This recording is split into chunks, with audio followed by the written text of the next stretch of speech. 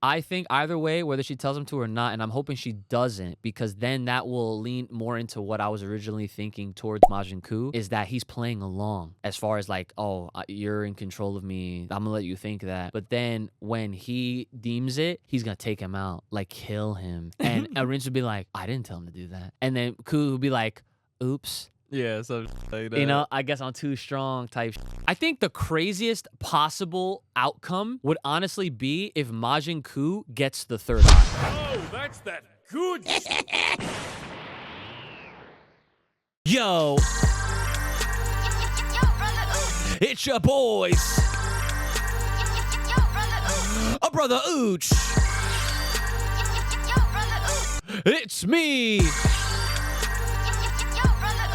And we are the Full Power Podcast.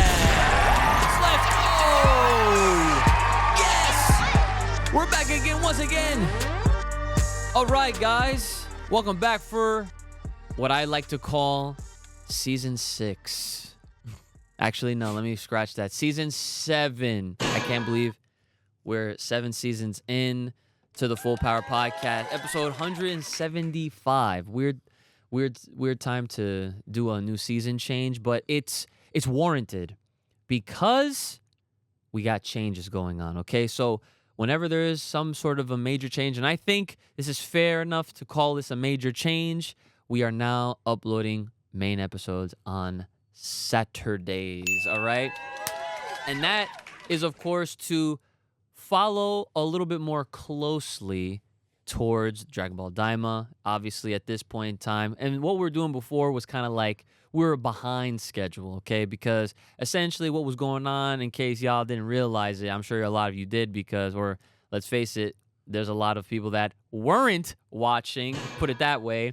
But rightfully so, because we were already talking about basically the week previous episode, which, you know, everyone at that point, by the time we were originally dropping these on Fridays, it was already too late. Everyone's already looking forward towards that new John, so it makes perfect sense. So we had to make the adjustment. So here we are, literally right after watching episode 9 of Dragon Ball Daima. And of course, you already know, you're here for the Dragon Ball stuff, so we're going to give you all the Dragon Ball stuff. And, you know, we'll sprinkle in some other animes as they come when the time comes. But right now, let's talk about this episode, okay? Let's just dive right into it, okay? We don't really necessarily have to go over it in order, but we can kind of go with the main, I guess, the biggest takeaway from the episode, right? And I think for episode 9, it was not even the fact that we saw Vegeta in action. It wasn't that Vegeta had his own bar fight. It wasn't even the fact that they finally met up with Goku and them. No, it was the official reveal of Majin Kuu. Okay, so with all that, right? So Majin Kuu, let's all throw some flowers at Geekdom, friend of the podcast, right? Mm-hmm. So Geekdom, he has been saying for a long time that he knows things. People have been telling him things, and you know, like, you'd be a fool to doubt him at this point in the game. You know what I'm saying? It's like he's been around for so long. He's been doing this thing as his full-time ass job, right? We're still working towards that shit, right? And he gets legit folks that have been working on the project showing him, sending him information. And slowly but surely over time, he's been strategic. He doesn't tell us everything, but he's told us enough to obviously keep us interested and to keep us wanting more. I mean, every time I tune into one of his streams or one of his videos, he's always getting people asking him, give us another exclusive, give us another leak, give us another spoiler or whatever. And funny enough, the last time he gave us a spoiler, if you want to call it that, because it didn't matter. He said, okay, guys, just so that you know that I, of course, I'm not fucking around, let me tell you that there's going to be a horse with boxing gloves. And surely enough, we got exactly that in episode 9 with this little gang fight that happened with Vegeta and Piccolo, right? But either way, The whole point I'm trying to emphasize on right now is the simple fact that our boy literally showed this off in his spoiler video that he did back in July, if I'm getting my dates correct. Now, at some point, I'm sure we're going to have to try to bring him on if the schedule permits it, whether it's for one of these main episodes or if it's for the Sunday night shows that we're going to be doing now. So if you're watching this ahead of time, or not ahead of time, but if you're watching this later on from when we released this today on Saturday, then make sure you check in the channel, hitting that subscribe. If you're not getting alerts for whatever reason, unsubscribe, resubscribe, hit that bell for the alerts, and then that's how it's a hot fix for the wonderful platform known as YouTube. But yeah, he's been saying this Majin Kuu for months. It's December now, so I'm sure motherfuckers are mad because people just want to see him be wrong. I don't know why. It's like hella weird, but it's like no, like he's not gonna make shit up. So anyways, finally Majin Kuu. Now, if you're paying attention online, you would have possibly I guess, been spoiled by the official accounts. And now this is another, I guess you could call it a Japanism, all right? I call it a Japanism because certain companies still, they have these very old, I don't even want to call them traditional anymore because, let's face it, I don't really think it's that traditional because some other companies like Capcom and some others out there like Sega, they're catching on. They're changing their ways. They still have some of the older folks in office or in power, but they're at least adapting to the times and they're making the necessary adjustments and changes to reflect their audience, not just in Japan. Okay? That's a very key phrase there, not just in Japan. So the way some of these folks at Toei in Japan are acting, it seems like they know that Daima is being shown worldwide, okay? But because it's like Japan first, that's the energy that I'm getting from them based on like how they are even like putting stuff out there, promoting stuff, whatever. It's like the episode airs Thursday nights, which is Friday morning for us in the US. And so after, I'm sure whether it was during or right after that John premiered, they literally put out an official post revealing Majin Kuu. So, if you were like me, where I woke up and I turned on my socials and I'm just like, oh, cool. They officially really. So I wasn't that mad though. I'm not gonna lie, because they were already kind of they were like hyping it up. I mean, we got a tease for it last week on episode 8. You know what I'm saying? Like with the revelation of Marva being the one who actually is the one who created Majin Buu in the first place. Which, funny enough, and we can get into this later on. Apparently that's like the third Majin Buu retcon. Yeah. If you remember back in the history of everything with Dragon Ball, if you look at the original manga and maybe the anime as well, they said that it was Babidi. And then later on, well after Dragon Ball Z happened, Toriyama was in an interview and he revealed, not revealed, but he just basically said, he said, actually, no, Majin Buu always existed. So he retconned his own shit by just stating that in an interview. And now, here we go. He went back on it, time number 3, and it was Marva the entire time. So I don't care either way. I think what he did with this retcon for the story overall is the coolest. I love this shit. It's cool. Right? So ever since episode 8, we knew that a new Majin Buu was coming. We didn't know the name. We didn't even know how they looked like. If you peep the thumbnail, you'll see that I even threw in the essence of Majin Buu in the little circle bubble to tease like, oh shit, like Majin Buu's coming or whatever, right? But I also mentioned this to you before, man. I was like, listen, they're trying to get rid of all of the Dragon Ball Z isms and the nostalgia. Like, we're still in the nostalgia era of Dragon Ball, which is crazy, but it's the truth. We had Frieza come back. Then they gave us a something with Cell related, even a little bit of Gohan and Piccolo. And now Majin Buu, in some way, shape, or form, is involved in this Daima arc. And then I'm more than positive after this, we are finally going to get away from all this we should. and head into this new territory. So now we got Majin Kuu with a voice. A man speaks. Right? He's not a crazy dude. So far, we don't know that yet. Oh, yeah. Because imagine if he's playing along. Imagine if he has that intelligence, like where he's like, okay, like I'll let them think that I'm being controlled. Which, if Marva created this Majin Kuu to actually be a better version of Majin Buu, where he can be controlled, and if she didn't make any mistakes, then it is to believe like, okay, this is gonna be an infinitely better version of Majin Buu. However, that could also play against her, okay, because he could play along, acting like, oh, yeah, like I'll let them feel like, you know, I'm being controlled. And then as soon as he wants to, like they're going to give him a command, he can be like, yeet. That'll probably happen, low key. Yeah. I don't think, like, because Majin Buu in Z, if he's going to stay true to the character, was never controlled. Like, Buu, like Fat Buu, was like, I would say, like, partially controlled until something. I don't even know what happened, but Bobbity got fucked up. You know, Boo fucked him up. So yeah, once Bobbity was gone, he was free. That's facts. So you know, maybe if I'm not gonna say what's her name? Marva? Not Marva. Are you talking about Arinsu? Yeah. If Arinsu dies, not that I think she'll die. Yeah. Then that could happen. Yeah.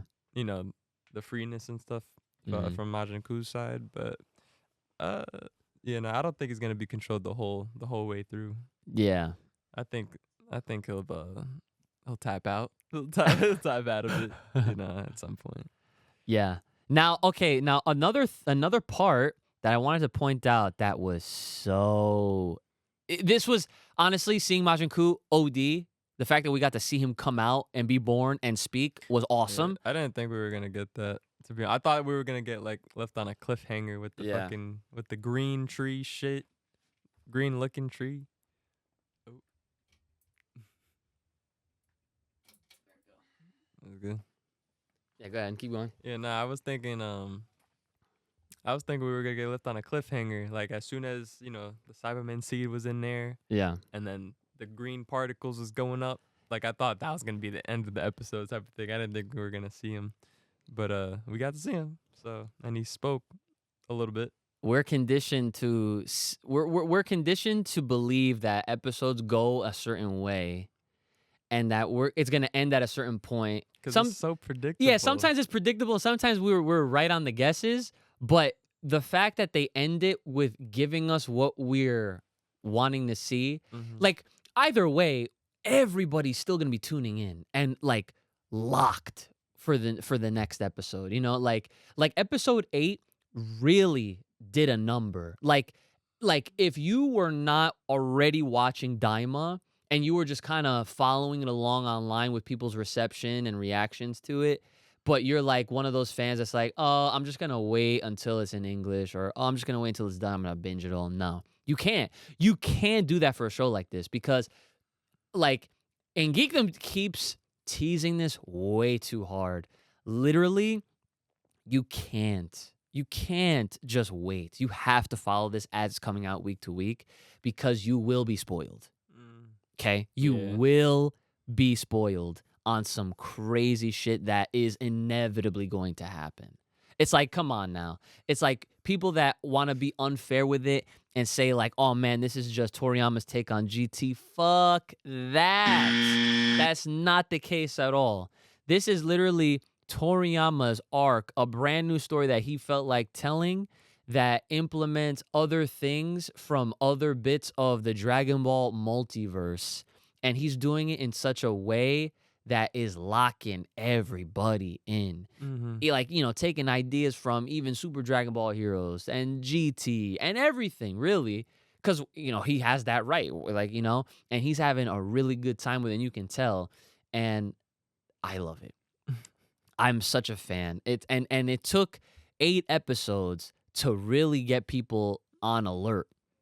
You know what I'm saying? Yeah. So it is what it is. But yeah, other than that, but yeah, no, sorry. So I'm going back to what I was trying to say. So the biggest thing that I took away from this episode, besides everything that I just was talking about, is the fact that she dropped Cybermen. Yeah, that is kind of crazy. I did not expect to hear the word Cyberman at all. Okay. I've been saying this. We've been saying this for a while now in this podcast, that the Saiyans have to also come from the fucking demon realm. It's like at this point, at this very point, 9 episodes in, there's no way they're also not. They're also from there, bro. There's probably gonna be some more lore. Has to be. Yeah, there might be some more lore. Think about it. Like, as we go on at some point, At the time of this here episode, I have not gone back and looked at how the Saiyans got Cybermen. I don't remember or recall any of that lore or history on how the Saiyans even obtained Cybermen. I feel like they just always had them. They never said how or where they came from.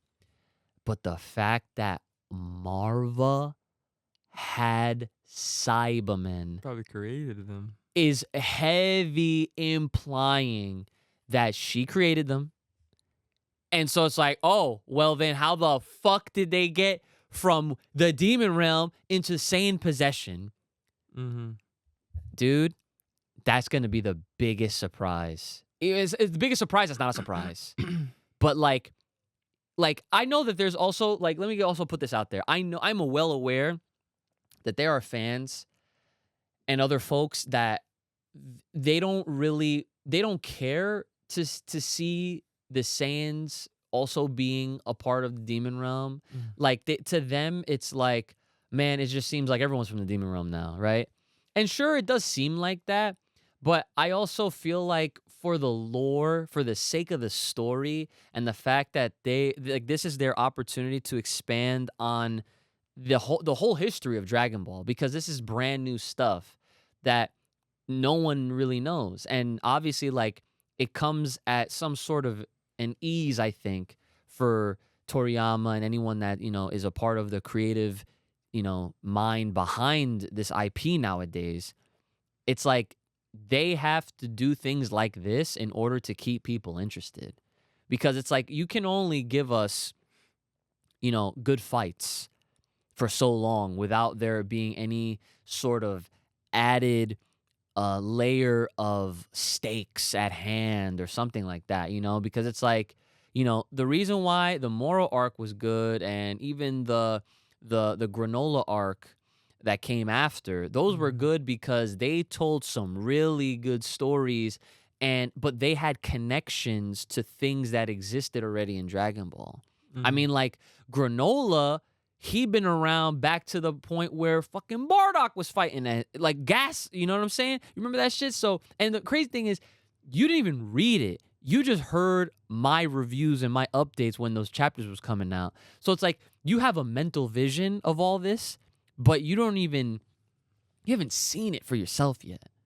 So it's like, obviously, I'm sure, we're gonna get there, but, not until all this Daima stuff is done. But I digress. The fact that, they just low key, Marvel's just like, oh yeah, let's use a Cyberman as a base. When she said that, popped off. You guys saw the reaction. If you didn't, go check it out on the main channel. It's that to me was the biggest thing. That was a humongous clue. Okay, this is them telling us without telling us. And the first tease was when Shin turned Goku's ears into pointy. I just wonder why she needed to use that Cyberman ball. The seed. To finish the ingredient for Boo. Well, she said she needed a base. Wait. I guess that's why the base is like the bod. Right. So I guess that makes sense. Yeah. That's interesting. Yeah. The base is fucking Cyberman. That's fucking kind of wild when you think about it. That's what I'm saying. No, but like even if you like go back to Z and shit, you would never like compare the two. Never. No. But of course not. When you think about it, it kind of you know, it makes sense, I guess, if you want to say that, but it's cool. Dude, I think that people can't sleep on that. They have to be fully locked in now at this point. There's no excuse. Like at this point, guys, you have to keep your eyes peeled. I think episode 10 might be, I don't want to say it's going to be crazy, but if they give us Kuu versus Tamagami in episode 10, that would be kind of crazy. Okay. That might be the next lead. Yes, I think you're onto something with that. I do think you're onto something with that, because let me tell you, they have, and I don't understand why people think this. I feel like we're some in the minority that feel like Daima's being paced well. Like, I think it's fine. It's like, pretty good. And you can admit that too now. Yeah. Right? And you and this is a former non-believer. Let me not. Yeah, I'm a non-believer. Yeah. Okay. And now he's believing. Okay. So, with all that, the fact that like within episode 9, okay, the episode essentially started making you feel like it was about to be a drag. Like, oh shit, it's a cool down. You could tell. Yeah. Right? It made you feel that way, but it was like, okay, we're moving along. And normally we're conditioned to think like, okay, this is gonna drag throughout the episode, and then we're not gonna see yada yada yada happen until next episode or whatever. Fine, right? Based on what we got last week, it's like, okay, we have to compromise, I guess. No, that's not what happened at all. What happened instead was they went from point to point to point to point to point. Yeah. And I'm just like, dude, if you have an episode like this, how can you say this series is paced too slow? Like, here's the real problem. The real problem is that people don't have a fucking attention spans anymore. People have no patience. People have zero patience. They just want to see the fights. And the funny thing is, that is actually one of the biggest, how do I want to put this? Like, it's like a misinterpretation. It's like Dragon Ball as a whole, there's so much to digest, so much to talk about, and so much to appreciate. And the more you look into it, and you're listening to guys like Geekdom and Jordan the Dragon Lee, and even like Totally Not Mark, like if you're listening to these well-established creators that know what the fuck they're talking about, and they understand what they're watching, and then they go on YouTube or social media, and then they try to explain like, hey guys, Dragon Ball is not just about these cool ass fights, but the mass majority of fans, that is all they look for, and that's all they remember it for. And that's why a lot of heads nowadays that were fans growing up on Dragon Ball Z, they just remember Gohan going Super Saiyan 2 and raging out against Cell. They remember Super Saiyan 3 on Goku powering up. They remember the Spirit Bomb. They remember Majin Vegeta fucking freaking out. They remember Frieza. They remember Trunks. Like, they remember the key moments, but they don't... Iconic. But they don't remember everything that built up towards those things. And they also don't take into consideration things that were of the time. So like, for example, like a big thing that not a lot of people give Dragon Ball credit for is that it's not that there's like okay, I keep using Geekdom for example, because but I mean, he's like the Mr. Dragon Ball, you know, like I give him the fucking credit, right? Like, he makes it a point to always tell people, Jordan too, they always tell people, guys, like, if you want to really appreciate everything that Dragon Ball has to offer, you have to go to the beginning, which is Dragon Ball No Z, okay? That's how you get the full story. Because I want you to imagine something, okay? Because you have to imagine it, because we weren't even there in the 80s, okay? In the 80s, when Toriyama was writing Dragon Ball, okay, the fans that was reading it and then was watching the anime, they had no idea what the fuck was gonna happen on the next chapter, on the next episode, just like anybody else. And that's why you continue to read and watch, so you can see how the story develops. Now, naturally, he wrote in little teases like, oh, maybe Goku's really not an Earthling, but the whole time, that's what you believed. Do you realize when the first episode of Dragon Ball Z happened and his brother came out of nowhere from space and said, no, Goku, your name is Kakarot, and you're a Saiyan, a.k.a. an alien. Do you realize how much of a big deal that was back in the day? Mm-hmm. People fucking freaked out. That was a huge thing. That's like think of any big moment in any anime that happened. That, like, it was a buildup and you had no idea, and then it was like a complete twist. That is how it was. So it's like a lot, but in that same breath, there's so many fans that to this day grew up with Dragon Ball Z as their starting point. Matter of fact, a lot of people's starting points was Budokai 1. People didn't get into Dragon Ball Z until they played that PlayStation 2 game, son. So I'm just saying, like, it's not that some folks out there are trying to be elitist. They're just trying to provide and educate everyone and point y'all in the right fucking direction. You know what I'm saying? And this is why we're here. We're also here to remind you there's nothing wrong with loving what you fucking grew up with, okay? There's nothing wrong with that. Because I will be the first one to stick up for that Bruce Faulkner shit any day of the week. Because that's what we grew up with, you know? But however, after we digest the show and we love the show and just take in all that it's good for, and we've watched it. How many times do you watch the Orange Bricks on repeat? Can't even count. More than a handful. Okay, 100%. You know what I'm saying? Like, after how much involvement we all have as fans, no matter how it is. Okay, at the end of the day, we have to come to accept things. Like, we have to accept that yes, there are going to be fans that grew up differently at obviously certain points in time, and so they have their own experiences.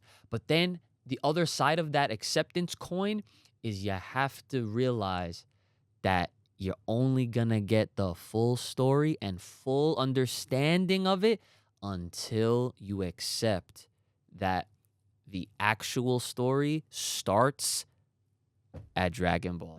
Okay? So you know, I bring that, I say all that shit because, like, watching Dragon Ball Daima and seeing how, like, they are telling this new story and they're also giving us new bits of lore, and they're taking this opportunity now to go so deep into the demon realm, which is a realm that has not really ever been explored in the past. Mm-hmm. So it's like, of course, this is their chance to really hook us in. And how do you do that? By having these, like, additional layered lore dumps on everyone that's going to make us go, oh my God, that's fucking crazy. And the other thing that I guess I should put out there for fans and folks that may be listening and watching right now, don't go into Daima thinking in this way. And I already thought this way, because it's like an obvious thing to even, like, I guess assume, is that there will, I'm sure, because of where this takes place in the story, there's going to have to be a moment that they're either going to forget everything that took place, or there's going to have to be some sort of limiter or some sort of something that will prevent them from accessing a certain form because of, where we are now. Exactly. Sure. Where we are now with Super and whatnot. But hey, that can all be said with, I mean, like, End of Z, like, think about it. By if we look at how the End of Z was with when Goku fought Oob at the tournament, at this point, realizing in hindsight, looking back now, oh, look at everything that Goku has now. At that point, he has Ultra Instinct. He had Super Saiyan God, he had Super Saiyan Blue, and probably Super Saiyan 4. He changed the gi. Right? And he changed the gi. But thinking back on it now, looking back, I mean, that ending happened in the 90s in Japan. Okay, and then for us in America, it happened in like early 2000s. Even so, this dude Goku is way more powerful than how it originally ended in Toriyama's pen. Or by his pen, I should say. So, what I'm trying to say is I wouldn't go into Daima if you haven't started for whatever reason and being like, oh, but none of this is going to matter. I disagree. I disagree wholeheartedly because if we think back to when a lot of the news was coming out about Daima and how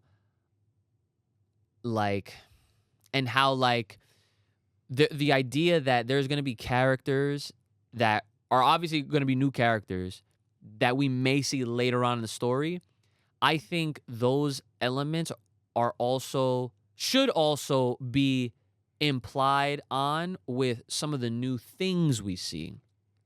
And I also believe that the best course of action, well, thinking on how Dragon Ball is written as a whole, like Toriyama, he has a knack for just doing shit. You know what I'm saying? Like that's like the easiest way to say it. It's like we as fans, we all are conditioned to think a certain way and to follow the patterns that are left, right?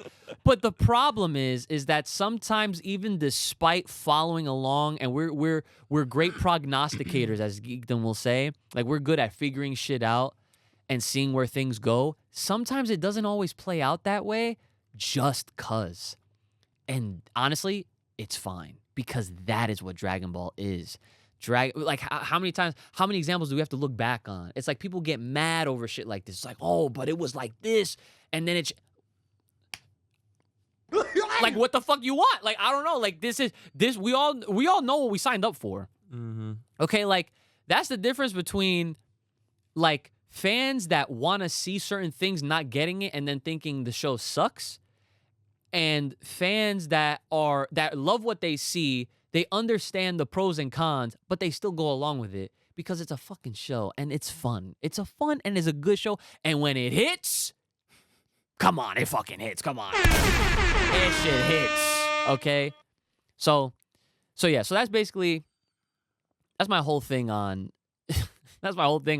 literally like how I think it's so cool that we may end up seeing like the Saiyans actually originated from Demon Realm or finding something out about that.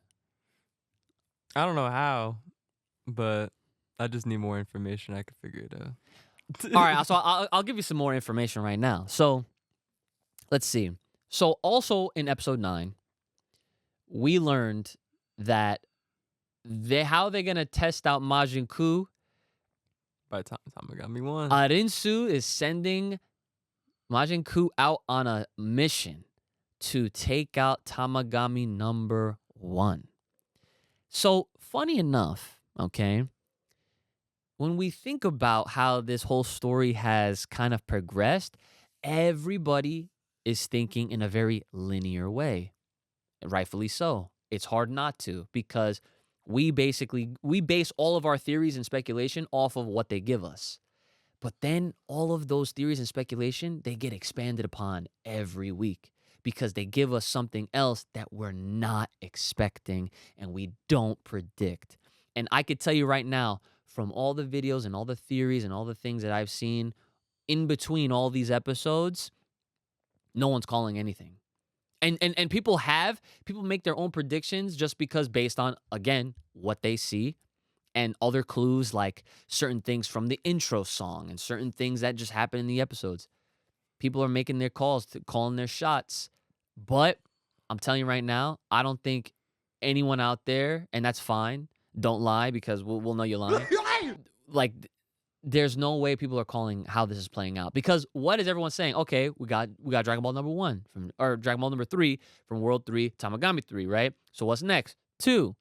So the most that people were predicting is Vegeta maybe getting that opportunity to get the second ball. But look at what's gonna happen.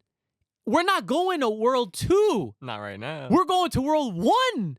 But they're already in World 1. Right. Like Arensu and Majin Kuu. Exactly. So they're gonna get the head start and go there. So that's why I was saying earlier that episode 10 should be revolved around Majin Kuu. Correct. Getting his opportunity to fight Tamagami 1. Yes. And then, so I'm kind of expecting at least half of 10 to be action-packed with that fight. Yes. That's what I would be expecting. Mm-hmm. Depending on like how long they take to even get there. Right. Who knows how far it is from where they are. But that's kind of what I'm expecting. And then Goku and Vegeta are still gonna be going to Demon Realm 2. Yeah, or whatever. So they're gonna be going on to the second Demon World towards the second Dragon Ball to face Tamagami number 2. Bro, because I can already foresee a lot of shit. Because like because Majin Kuu's gonna beat Tamagami 1. There's no fucking way he's not gonna. Free. He might actually kill him. He might actually. Hey, that's a good call. We're calling it. Because you know how Tamagamis so far, like they fight with honor. They fight with honor. Exactly. Yes. That's literally what I was about to say. They're gonna fight with honor, but I don't think Majin Kuu's gonna fight with honor. I think he's gonna fight the and keep that motive type of thing. Yeah. So, and who knows? Because I feel like Arinsu's kind of like that. Like she gives off that killer type of vibe. Yeah. Like especially if she's gonna be controlling him. Mm-hmm. Like, you know, just to get the Dragon Balls and stuff, like, and make a point. Like she might tell him to kill it to make a point. You see what I'm saying? Yes. Like there's no honor in this shit. So that's like my guess. Okay. For Tamagami 1. And then for Goku and Vegeta's sake for Tamagami 2, I would imagine they're going to stick it out and fight Tamagami 2, win it. And then everything's going to happen in in the first round. Everything's gonna happen. Everything's gonna happen. They're gonna meet them there. Probably try to find Tamagami 1 unless what's his name? G. Oh, Glorio? Gloria. yeah. G. Yeah, Glorio. Yeah. Unless Arinsu tells Glorio that they acquired the first one. The first one, and then he relays it to Goku and the team and shit like that. Which could be up in the air. That I don't know. But because who knows if Glorio even knows that Arinsu is making a Majin Buu. That's true. That's true. We don't know that. So because he's just working for her right now to acquire Dragon Balls. That's it. Yeah. I don't know if he knows that she's doing this on the side. But that's good predictions. But yeah, I'm telling you, man, I've been in this shit too long. Nah, but that's true. Yeah, so that's kind of my guess right now. Like, I don't know how far episode 10 is gonna take us. Yeah. You know, because Tamagami 1's got to be the strongest. So that episode, I would really be surprised if that fight finishes all in one episode. Because if he's that strong, and especially if they're gonna go between World 1 and where Goku and Vegeta's going to World 2 and shit, I would at least kind of expect it to be maybe like a 1 to 2 or like a 2 episode. A 2-parter? Maybe a 2-parter. Okay. But that's just me thinking with the mind of how anime works. Yeah. Well, but this pacing is different, so it kind of throws it up in the air like, oh, this shit could be done all in one episode.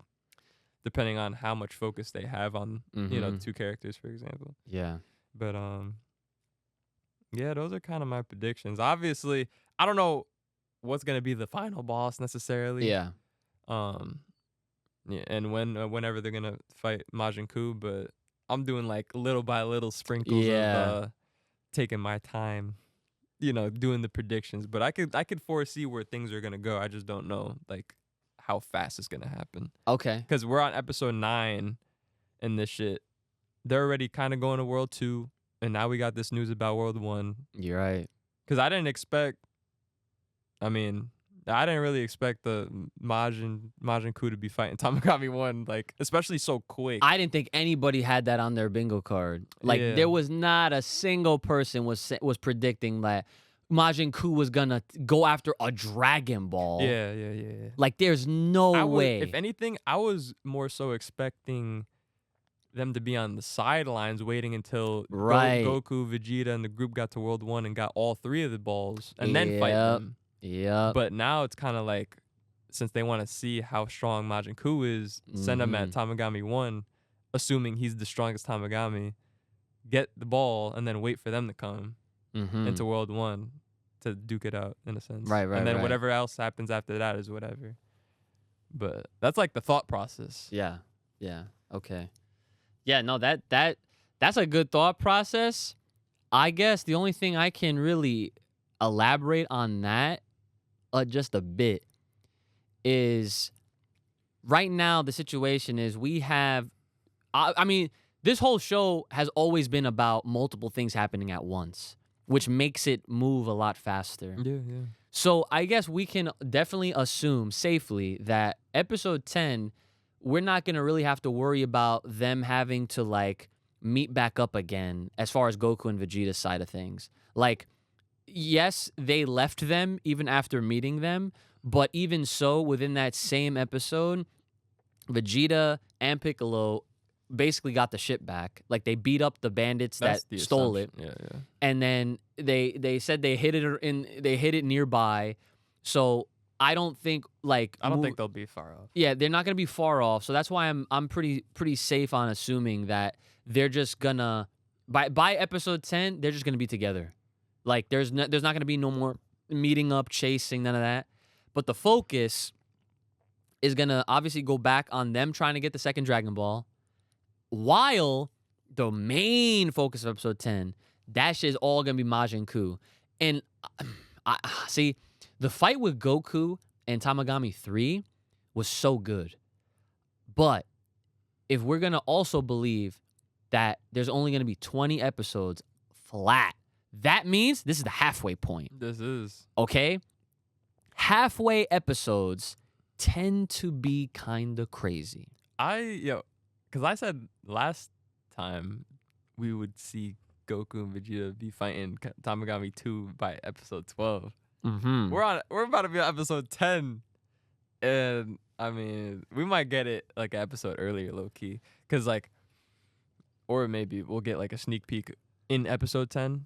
But having 2 Tamagami fights in one episode, separate, like 2 separate at the same time would be crazy, bro. If they fight, I don't think with the pacing, I don't think we'll get that. I think we'll at least see Kuu versus Tamagami 1.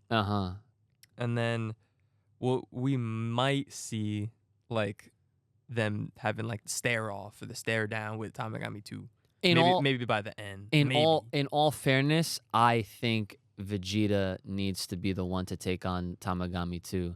Cause listen, I love Goku as a character, but he's too fucking greedy, man. Well, he's gonna beat Vegeta there most likely. So we'll see how it pans out. Maybe if it's like, maybe if they land somewhat at the same time, or at the same time Vegeta will say, yo, let me get this shit. That's what I'm saying. You had the third one. Like I think what should happen is they'll tease that it's gonna be Goku challenging, and then right before they start fighting, Vegeta's gonna be like, Kakarot! And then he's gonna be like, and he's gonna steal it. He's gonna make him sit down. Yeah, he's gonna make his ass sit the fuck down, which I hope happens, because like I love Daima, I love Goku, but like I need Vegeta to get something. Like as far like I need him to just get some sort of action. Like not like so far a bar fight and thieves? Nah. What the fuck is this? You know what I'm saying? Like he needs a Tamagami. All right, Tamagami 2 is supposed to be stronger. You know what they could do? They could do maybe Goku starts off fighting him, and then Vegeta's like, he kind of cuts in and he's like, Kakarot, like, it's my time. Yeah, but if they're doing the whole honor thing, I don't think that's gonna even happen. Maybe not. Who knows? We'll see how it pans out. I guess we'll see how it freaking pans out. But I mean, the last prediction that I think I'll make for now is that no doubt Majin Kuu is gonna be taking that first Dragon Ball. Now, whether or not Arinsu orders him to kill Tamagami 1 is up in the air. Because I think Arinsu is definitely devious, but I don't know if she's that devious. But this is where Majin Kuu's kind of put to the test with loyalty and stuff like that. So exactly. Yeah, that's where I'm just like, I think he's just gonna full out blow that motherfucker up. Because so here's the thing. I think either way, whether she tells him to or not, and I'm hoping she doesn't, because then that will lean more into what I was originally thinking towards Majin Kuu, is that he's playing along, as far as like, oh, you're in control of me, I'm gonna let you think that. But then when he deems it, he's gonna take him out, like kill him, and Arinsu would be like, I didn't tell him to do that, and then Kuu would be like, oops. Yeah, some shit like that. You know, I guess I'm too strong type shit. And yeah, but I think, I think the craziest possible outcome would honestly be if Majin Kuu gets the third eye. That would be kind of wild. Because but I don't even know what that third eye is all about. Yeah, like, and that was the other thing. So Hibis had a belt with an eye on it. And I'm like, oh, that's the third eye. Watch that shit be unlocked, awakened something off of Hibis. Hibis had the third eye. He's like, oh yeah, sometimes you could just find like live objects out there in the fucking wilderness. And he just decided to put it on my belt. Yeah, who knows, man? There's so much discussion and prediction to have, but we're going to leave that up for you guys to continue these conversations on the Daima post show coming up tomorrow on Sunday night. So make sure you are, again, subscribed right here on the channel, liking, sharing, and all that, leaving your comments. And also make sure to keep an eye out on the community tab for any of these posts to get your opinions heard on the show.